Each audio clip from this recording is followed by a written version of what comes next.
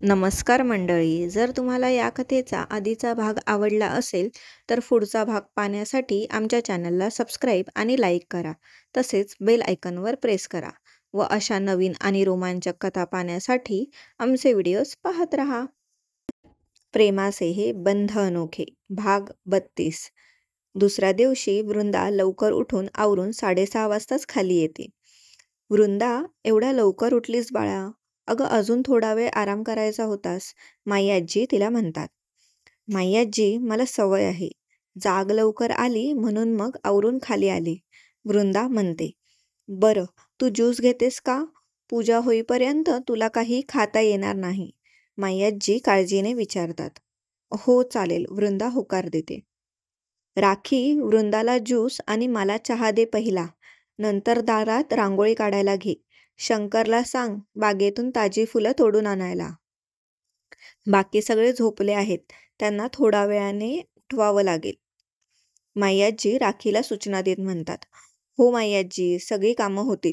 तुम्ही चहा नाश्ता करून घ्या, तुमची औषधं घ्यायची आहेत, राखी त्यांची काळजी वाटून बोलते. जवळजवळ 8 वर्ष झाली होती तिला त्यांच्याकडे कामाला राहून. घरी कोणता समारंभ असला की सगळी तयारी त्यांना व्यवस्थित लागायची आणि जोपर्यंत सगळं नीट पार पडत नाही ह्यांना शांती नसायची. आणि मग त्यांची दगदग झाली की विराजच सगळ्यांना धारेवर धरायचा. माई आजी, तुम्ही आधी नाश्ता करून घ्या, मी राखीताईंना मदत करते. सगळी कामं वेळेवर होतील, तुम्ही आधी तुमची काळजी घ्या, वृंदाही त्यांना समजावते.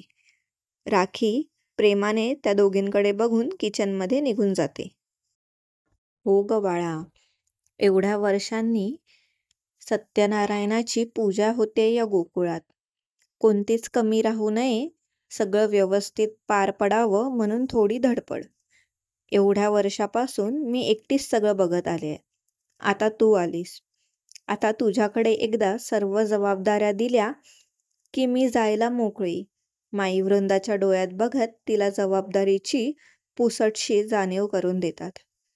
माई आजी, असं नका बोलू, आपण दोघींनी मिळून सगळ्या जबाबदाऱ्या पार पडायच्या आहेत. तुमच्या मार्गदर्शनाची गरज आहे मला. वृंदा त्यांचा हात हातात घेत प्रेमाने त्या हातावरून हात फिरवते. वृंदा, खूप समजदार आहेस बाळा. मी आधी बोलली आहे की नाही माहीत नाही, पण ना तुझ्यात विराजसच्या आईची छबी दिसते. तुझ्यासारखीच प्रेमळ, सगळ्यांची काळजी घेणारी लाघवी होती ती. माईंचे डोळे त्यांच्या आठवणीने पाणावतात.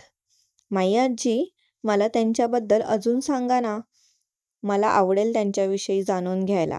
वृंदाच्या डोळ्यात चमक होती. सांगेन, नक्की सांगेन, पण आता वेळ कमी आहे, तुलाही आवरायचंय. आता विराजसच्या आईचा विषय निघालाच आहे तर तिने माझ्याकडे सोपवलेली तिची अमानत तुला देते, माई आजी म्हणतात. माई, आधी नाश्ता करून घ्या, राखी त्यांना आवाज देत डायनिंग टेबलवर त्यांचा नाश्ता आणि वृंदासाठी फ्रेश फळांचा ज्यूस आणून ठेवते. हो चल, आधी नाश्ता करून घेऊ, माई आजी म्हणतात. दोघी गप्पा करत नाश्ता करून घेतात. वृंदा स्वतः माई आजीला विचारून त्यांची औषधं त्यांना देते. वृंदा, एक विचारू बाळा?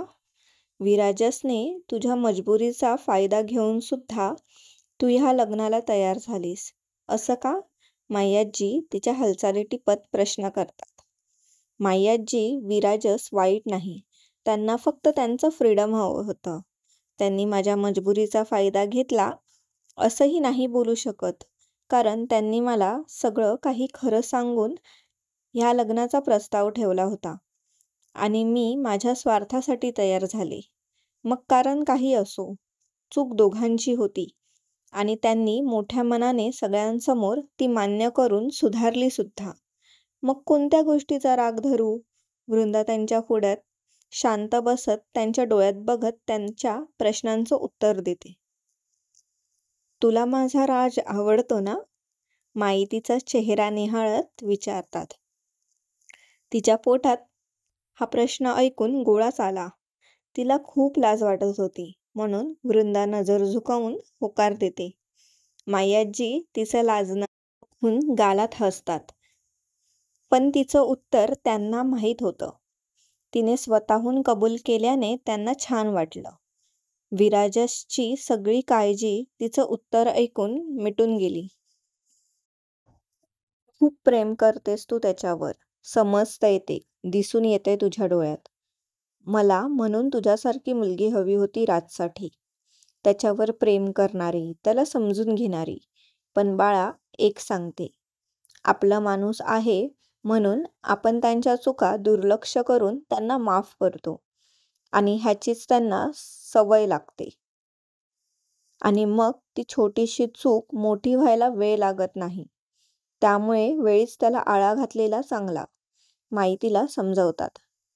मी आत्तापर्यंत राजच्या वागण्याकडे दुर्लक्ष केलं आणि म्हणूनच त्याची हिंमत एवढी वाढली. खोटं बोलला तो माझ्याशी. प्रश्न माझ्याशी खोटं बोलण्याचाही नाही, पण तुझ्या भावनांशी, मनाशीही खेळला आहे तो. त्याने वेळीच योग्य निर्णय घेतला, ही गोष्ट चांगलीच आहे.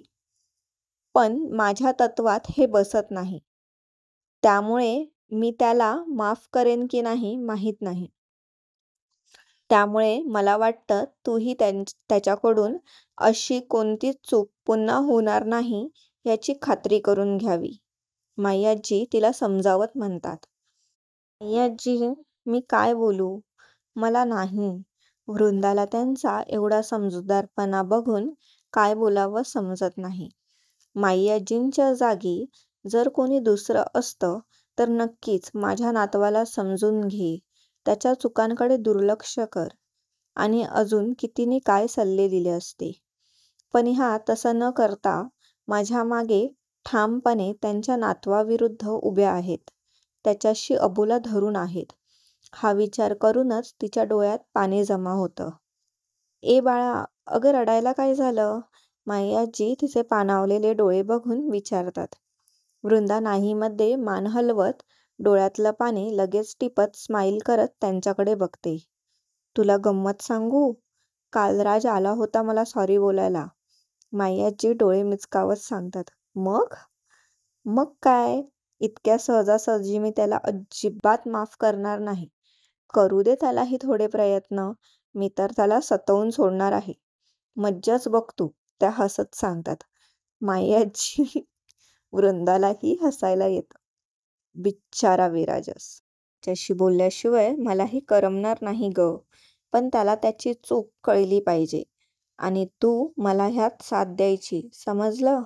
अजिबात माझ्यासमोर त्याची बाजू घ्यायची नाही तू. माई तिला दटावतात. हो, वृंदा हसत मान हलवते. वृंदा राखीसोबत मिळून दाराच्या अंगणात सुरेखशी रांगोळी काढते. तोपर्यंत बाकीचेही त्यांचं आवरून आले होते. मामी आणि मावशी माईआजीला विचारून बाकीची कामं पाहत होत्या. माई विराजसला अजून खाली न आलेलं बघून शंकरला त्याला बोलवायला पाठवतात. शंकर, बघ जरा विराजस उठलाय का ते. नसेल उठला तर उठव त्याला आणि आवरून लवकर खाली यायला सांग. माई शंकरला विराजसला उठवायला पाठवतच होत्या की मामी त्यांना रोखतात. माई, विराजसची बायको आली आहे आता, तिला जाऊ दे त्याला उठवायला. मामी हसत वृंदाकडे बघत बोलतात. वृंदा, जा बाळा, उठव त्याला आणि तूही तयारी करायला घे. सेजलला पाठवते मी मदतीला, माईआजी तिला सांगतात. पण मी, वृंदा थोडी बावरली होती. अगं हो, तूच जा लवकर, परत तयार पण व्हायचंय. मामी हसत त्यांच्यात चहा घेत म्हणतात.